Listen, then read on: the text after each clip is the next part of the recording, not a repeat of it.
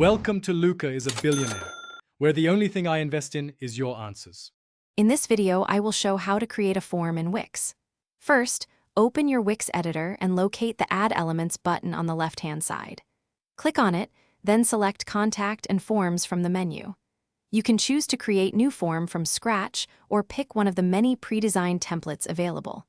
Once selected, simply drag and drop the form element directly onto your website page. This initial step is quick and sets the foundation for collecting valuable visitor information. Now that your form is on the page, click Edit Form to open the builder. Here, you can easily add or remove various field types to suit your needs.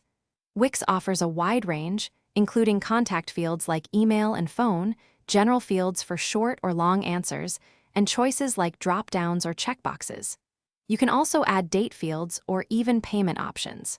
Remember to customize each field settings, such as marking it as required or adding helpful placeholder text for your visitors. Before applying, consider a few key points. A good to excellent credit score, generally above 670, is usually needed for approval. While there's an introductory 0% APRA on purchases and balance transfers for 12 months, a variable APRA between 19.24% and 29.24% applies afterward. Also, remember a balance transfer fee is applicable during the introductory period, so plan accordingly. Finally, once your form is perfectly designed and configured, publish your website to make it live for your visitors.